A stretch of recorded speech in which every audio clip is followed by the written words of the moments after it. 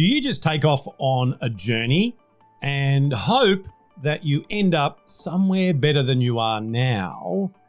Or do you decide where you want to go first and then put a strategic plan together and take the action so that you get there?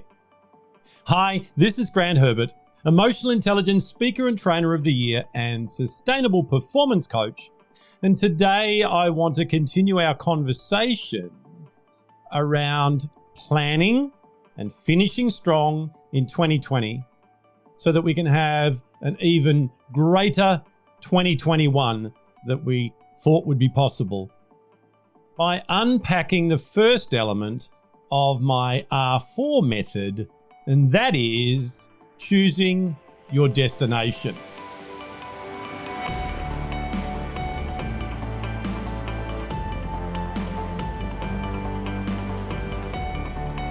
For many years, I would go on road trips with myself, which wasn't so bad, but with the family where we'd just head off. And I wouldn't book a hotel.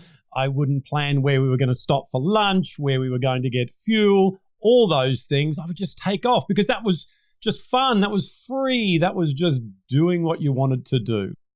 The challenge with that, though, is on more than one occasion, we got pretty close to being caught out with no fuel, no food, kids in the car, tired, hungry, wanting to go home. And I remember this one time in particular, we'd planned to stay at this beautiful place on the beach, which was about 2.5 hours from our home, and invest a night there as a family, get up in the morning, have a great breakfast on the beach before we went home. Unfortunately, because I didn't plan the journey, I just was winging it. And because that's what freedom's all about, right? Yeah, wrong. And what happened was there was no hotels available. So I went from hotel to hotel to hotel to hotel, and there was a big event on in the area, and we had nowhere to stay. And we had little toddlers in the back of the car. And my wife was less than pleased. So what I ended up doing was foregoing our night at the beach, and we drove home the extra 2.5 hours so that we could put our kids to bed. So it was a great idea to be free and just go out there and, take things as they came. However, the result that I got wasn't the one that I wanted. So remember, last week we started talking about this, and we started talking about this being a process, and we're going to look at the year of 2021. And whether you're looking at this for your life in its entirety or whether you're doing it with particular parts of your life, the first thing we need to do is decide where we want to land. What are the results that you want to have at the end of 2021? And then we looked at the fact that we need to look at, well, what's my current reality? How does it look different to that right now? And we'll talk about that next week. Then we talked about the fact that there could be some roadblocks that are going to stop us from going from where we are now to where we want to go. And then we looked at the fact that we need to add some resources for ourselves and around us so that we can overcome those roadblocks and get the results that we want and get to that destination at the end of 2021. Planning is a good thing. This running by the seat of your pants and hoping that things will get better is not a strategy. So what I want to do is I want to unpack some thinking with you and show you the steps that I take to set those results and therefore choose my destination. Step number 1 is to just brainstorm your thoughts. There's a lot of places where you could go. There's a lot of destinations that you could go to.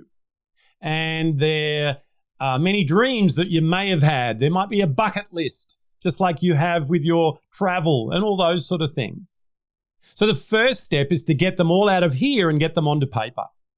And I love to go analog with this. I don't go near the computer. I just get out a piece of paper and I use some mind mapping and I just get it down on paper.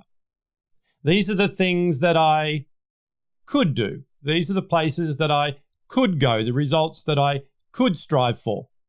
And the key when doing this is to make sure that we control that inner dialogue. And we talked about that weeks ago. If you are having challenges with that, go back and listen to that episode.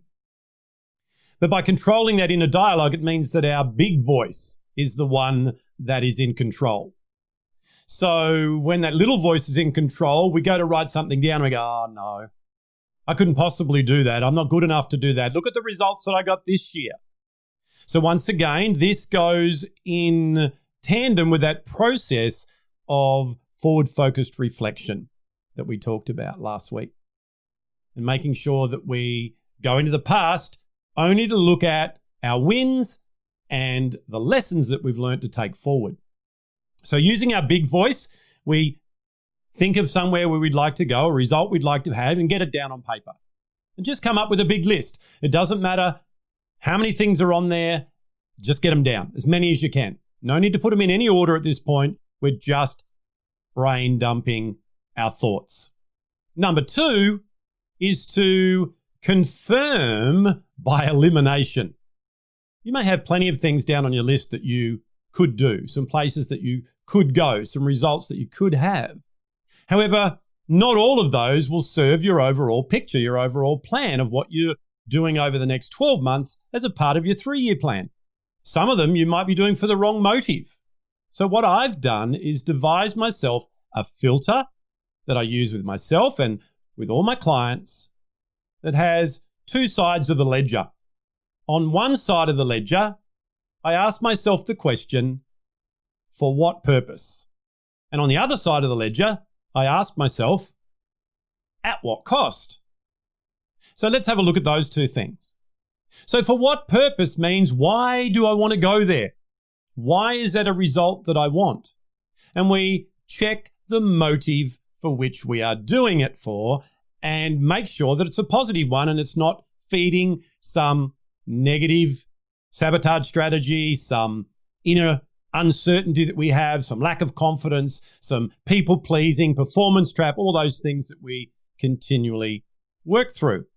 What I want you to do is have a look at the things on your list and write down the reason you want that.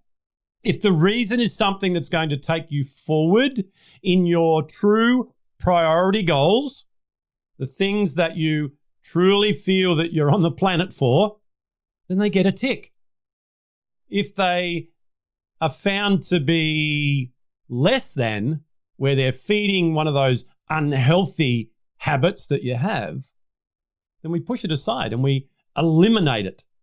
And therefore, we end up with a list of things that we are doing or want to do for the right reason. Now that we've got that list, the second thing that we do is we apply at what cost.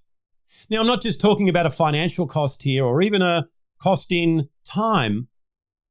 What I'm talking about is looking at it from a perspective of the overall plan. You know, we've talked about this before, where people have to-do lists that never end, and they've got so many things on their list and they look busy and they feel busy and they're overwhelmed and they think that they're moving forward because they're ticking things off, but they're not really ever achieving things. And that was me for many, many years.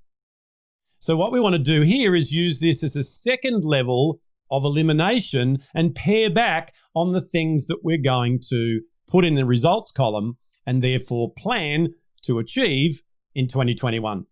So if the cost takes us away from our true priorities, if it's a shiny thing, something new, because we feel that the path that we're on, we're not good enough to do that.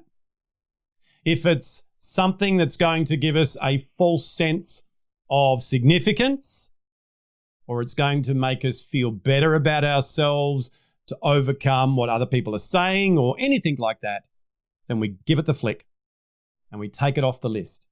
So by using the process of for what purpose, at what cost, we end up then with a list of things that we could do that are going to serve us, the people around us, and the greater good. The third thing we want to do now is we want to commit to our choices. Now that we've got this list of things that we're doing for a great purpose that fit and are in line with our overall vision and mission or whatever it is that we use for our life, what we want to do is make a commitment to ourselves, not to anybody else, to self, that these are the things that I want out of 2021.